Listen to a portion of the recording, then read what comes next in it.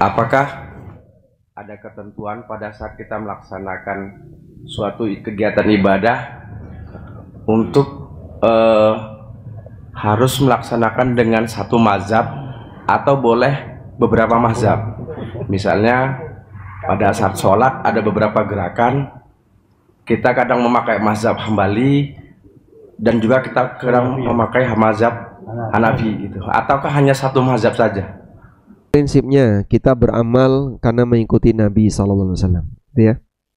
Dan kebenaran itu tidak terkumpul pada satu madhab, sehingga tidak ada istilah semua sholat yang sesuai sunnah hanya ada di sini, di tempat yang lain nggak komplit sunnahnya. Kalimat ini nggak benar, karena madhab itu bukan agama. Madhab itu produk ijtihad, sehingga para ulama beristihad, lalu jadilah kumpulan-kumpulan pendapat. Kemudian kumpulan pendapat itu kalau diwadahi ada kemiripan, sehingga jadilah satu madhab. Karena ijtihad, namanya ijtihad, ada peluang benar, ada peluang salah. Sehingga kalau kita misalnya mau melaksanakan sholat saja, ya, satu kegiatan sholat, saya mau ngikuti ijtihadnya A saja, monggo silahkan. Tapi kalau Bapak menemukan kok ternyata ijtihadnya A ini tidak sejalan dengan hadis yang sahih, ya jangan bertahan, sebab nanti akan ada konsekuensi di akhirat. Tapi kan itu sudah dilakukan oleh ulamanya, hadis sahih itu. Dan ada beberapa muridnya Abu Hanifah yang beliau mengatakan, andai kan guruku tahu hadis ini, pasti beliau akan meninggalkan pendapatnya. Itu banyak kita jumpai dari keterangan-keterangan Abu Yusuf, Muhammad bin Hasan Asy-Syaibani, atau murid Abu Hanifah yang lain. Karena ilmu itu tidak mengenal stagnan, sehingga Imam Syafi'i ketika di Irak, begitu keluar dari Irak, beliau datang lagi ke Mekah dan Madinah, lalu setelah itu beliau ke Mesir, punya pendapat baru yang disebut dengan qaul jadid. Pendapat beliau di Irak namanya qaul qadim, pendapat beliau ketika keluar dari Irak namanya qaul jadid. Pendapat lama dan pendapat baru yang kadang berseberangan. Tapi ini ijtihad dan ini juga ijtihad. Kok bisa Pak terjadi perubahan seperti itu? Beliau apa nggak punya pendirian? Bukan gitu.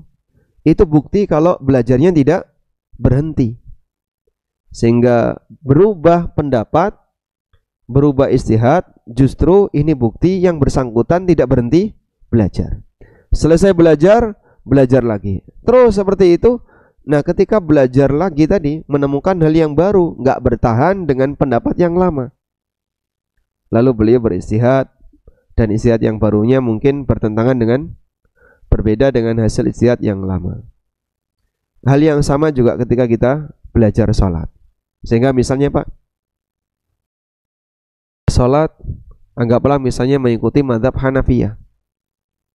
Mazhab Hanafiyah itu mengucapkan takbiratul ihram itu boleh pakai ungkapan apapun, yang penting menunjukkan keagungan Allah. Allahu a'zam, itu boleh. A'zam sama akbar kan maknanya sama. Azim itu artinya apa? Azim, agung.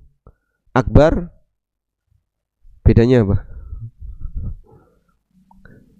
Agung sama besar, Mas agung, Mas ageng, sama atau beda? Hah?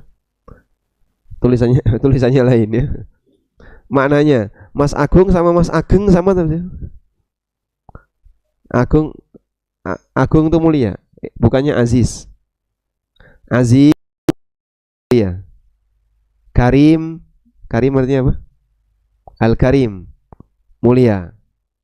Azim, maha agung, artinya maha besar. Dzul arsyil azim, Allah mensifati arsy dengan azim karena arsy-nya Allah besar. Ya? Nah, Allah Subhanahu wa taala punya nama azim.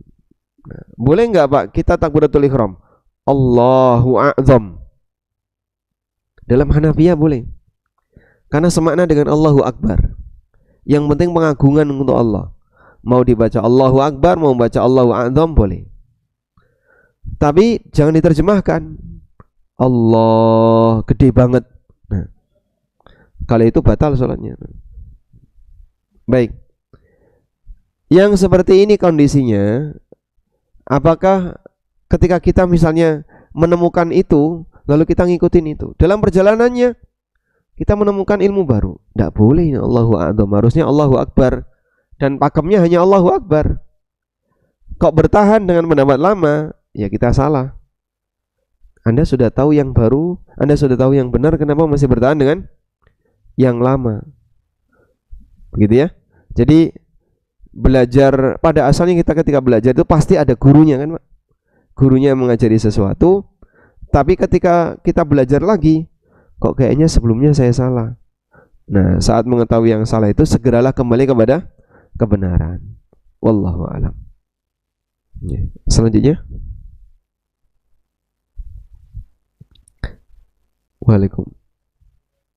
Waalaikumsalam warahmatullahi wabarakatuh. Yang ingin saya tanyakan, saya pernah pengajian lah.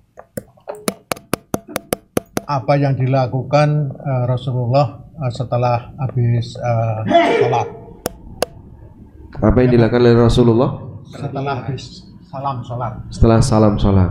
Itu kalau menghadap ke kanan, itu katanya tidak akan memberikan tausiah setelah sholat. Kemudian kalau menghadap ke jamaah, itu katanya akan memberikan tausiah. Apakah itu ada dasarnya benar atau salah? Kemudian berarti kalau setiap imam itu berperilaku seperti itu, berarti kalau kita ngimami istri misalnya sholat di rumah, apakah juga berperilaku seperti itu? Imami istilahnya.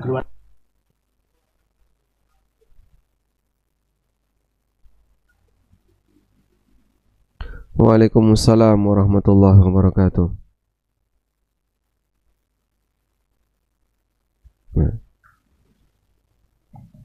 Baik, coba kita baca hadis berikut ini. Dari Samurah bin Jundab, beliau menceritakan, kana Nabi sallallahu alaihi wasallam idza shalla salatan aqbala alaina biwajhihi. Nabi sallallahu alaihi wasallam kalau sudah selesai salat, beliau menghadap dengan wajahnya ke arah kami.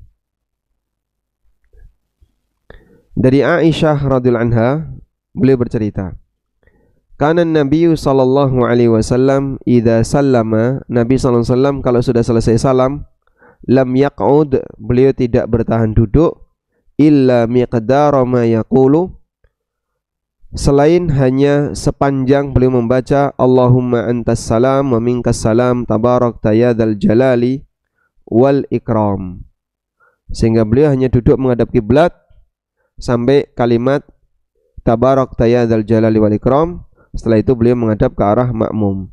Rawahu Muslim, hadis riwayat Muslim. Wa sawa'un iltafata ilaihim min jihatil yamini awish shimal, dan beliau menghadap itu terkadang dari arah kiri, dari arah kanan. Bukan menghadap ke utara ya Pak, tapi muternya itu terkadang dari arah kiri, terkadang dari arah kanan. Al-Bukhari menyebutkan dalam kitab beliau, babun al-infitalu wal insiraf anil yamini washimal la jawaziha ala jawazihima wala karahata fi wahidin minhuma.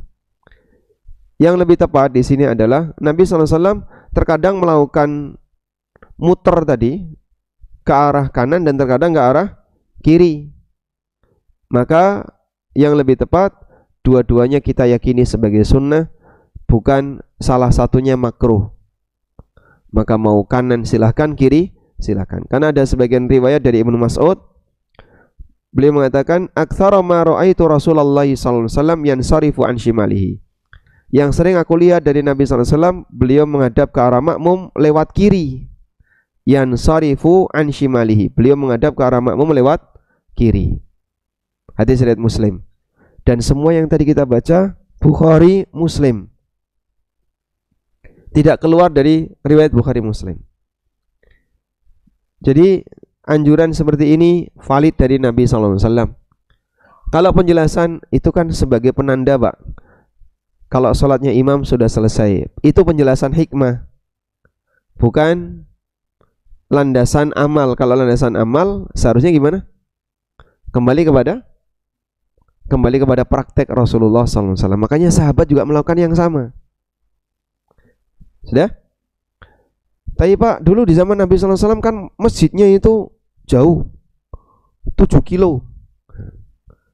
Ada yang pernah nyebut 7 kilo ya? Saya pernah dengar, Masya Allah ini kayaknya kejauhan. Masjid Nabawi sekarang saja nggak sampai 7 kilo.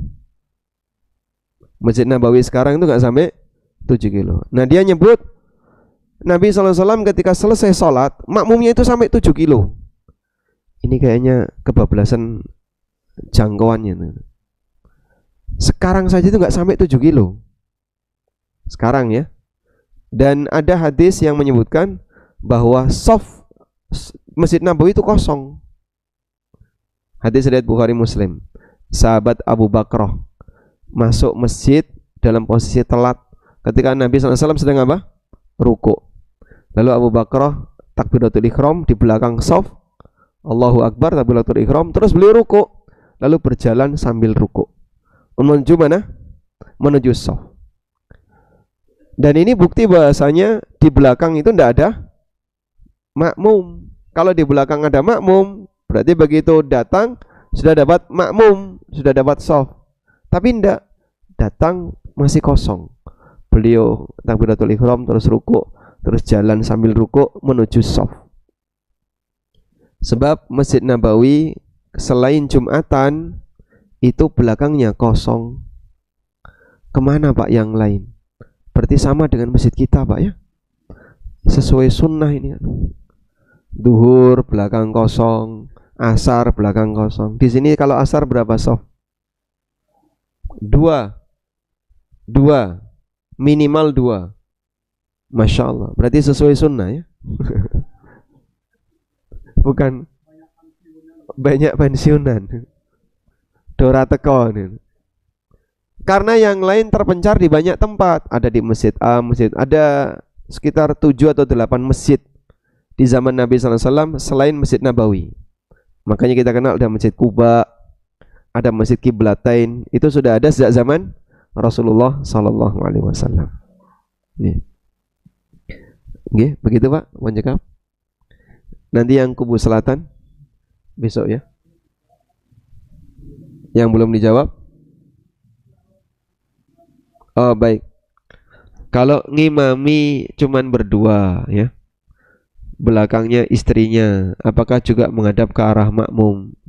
Ya jawabannya sama, menghadap ke arah makmum. Sehingga begitu selesai sholat, bapak menghadap ke arah istri, langsung sekalian nuturi istri. Masya Allah. Innal hamdalillah. Boleh nggak? Tausiah. Masya Allah. Wes Pak meneng apa arah sandan.